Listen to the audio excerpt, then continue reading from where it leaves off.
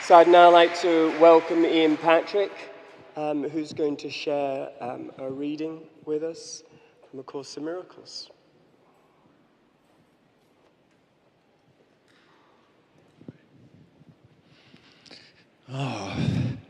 Thank you, Robert, and thank you, Alternatives, for this evening, wonderful evening. And of course, thanks to the Foundation for Inner Peace, to Helen, Bill, Judy, Ken, and many others who form part of the Course in Miracles story.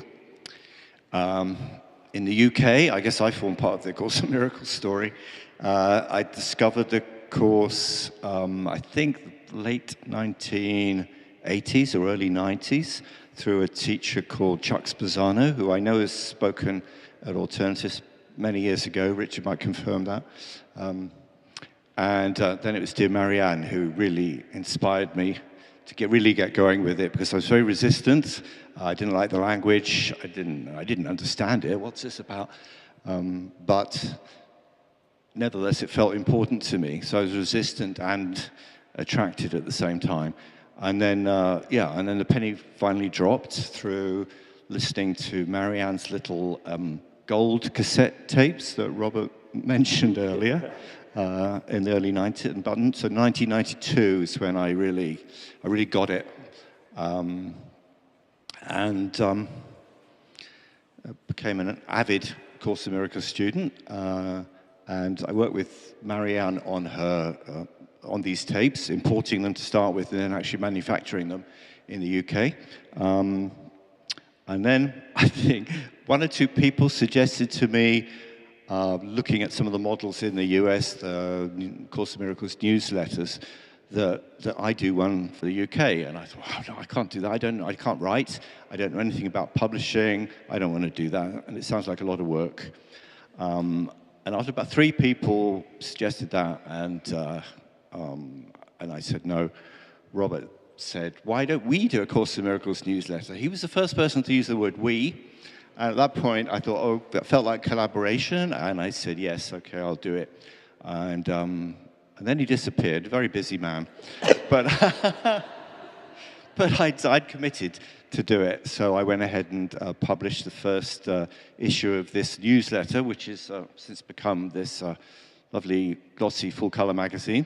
That was the first issue, was in November 1994. So, we're just reached almost at our 31st year. No, we're in our 31st year, almost in our 32nd year, if my math's correct. So I'd say the Course in Miracles has definitely changed my life in both on a personal, spiritual level, of course, but also in terms of what I do in my life. And I ran the Miracle Network for 22 years. And in 2016, I decided I'd been there, done that enough. And I handed over to a guy who's not here today because he's running his Course in Miracles study group. So that's commitment. That's Dan Strodel. He's the editor of this magazine now, and the manager, and his partner Teresa, who together do an amazing job, and continuing. Feels like I was going to say my legacy. Well, I guess it is really. I'm grateful that my legacy continues. And what else to say? Oh yeah, I believe these magazines can be handed out at the end. So if you've not seen this before, please grab a copy, and you can subscribe to it if you wish. It's really great. So I remain a trustee of the Miracle Network, and I do the website, and I send out emails. So I'm still involved. It's my baby. I don't want to let go of my baby completely. But I'll let Dan and Teresa do the bulk of the work. Right. Robert suggested I read something from the Course. And where's it gone? So what I'm going to do is read lesson 155, which is the lesson for today, if you're starting on January the 1st at lesson 1. And this lesson is, I will step back and let him lead the way. So it's really about, it's about spreading the love, which is what my T-shirt is about. You can see that. I didn't know what I was going to wear today, but I opened the cupboard and there this was. And it's an image from Jerry Jampolsky's book, Love is Letting Go of Fear. And you can see up here, somebody's offering somebody else a heart, and then it spreads, and then the whole world gets the love, essentially. So this is about those who discover the truth, become teachers of God, then inspire and help others along the road. So, 155, I will step back and let him lead the way. There is a way of living in the world that is not here, though it seems to be. You do not change appearance, though you smile more frequently.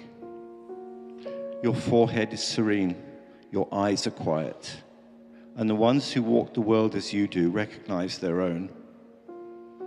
Yet those who have not yet perceived the way will recognize you also, and believe that you are like them as you were before. The world is an illusion. Those who choose to come to it are seeking for a place where they can be illusions and avoid their own reality.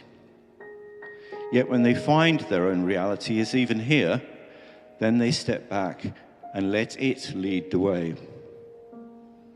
What other choice is really theirs to make?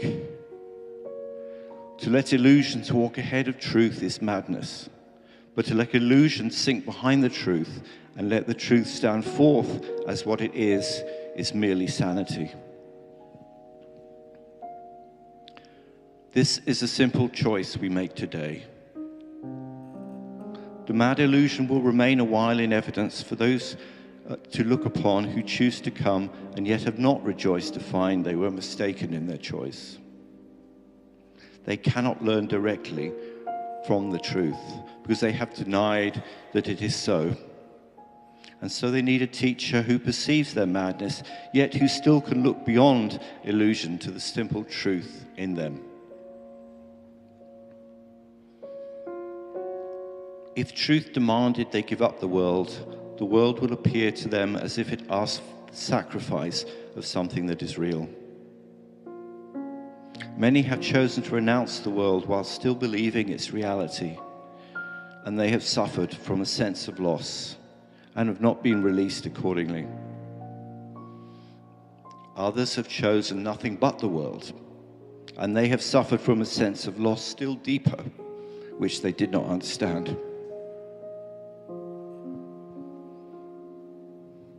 Between these paths, there is another road that leads away from loss of every kind. For sacrifice and deprivation, both are quickly left behind. This is the way appointed for you now. You walk this path as others walk, nor do you seem to be distinct from them, although you are indeed. Thus can you serve them while you serve yourself, and set their footsteps on the way to God, on the way that God has opened up for you, and them through you. We walk to God. Pause and reflect on this. Could any way be holier or more deserving of your effort, of your love, and your full intent? What way could give you more than everything, or offer less and still content the Holy Son of God? We walk to God. The truth that walks before us now is one with him and leads us to where he has always been. What way but this could be a path that you would choose instead? Forget not, he has placed his hand in yours and given you your brothers in his trust, that you are worthy of his trust in you. He cannot be deceived. His trust has made your pathway certain and your goals secure. You will not fail your brothers nor yourself. Amen.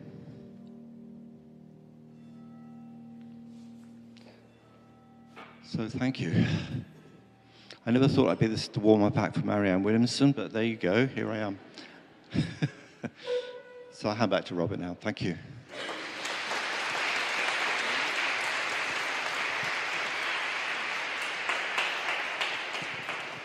Thank you very much, Ian.